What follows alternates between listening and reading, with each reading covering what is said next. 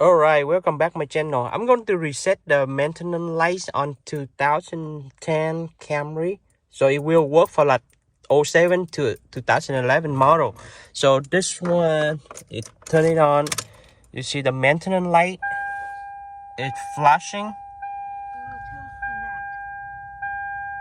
What do you do? It flash and hold this one. Put on trip 8. Bring it back to trip 8. So flash and hold it. And then turn it up. Take it out of keys.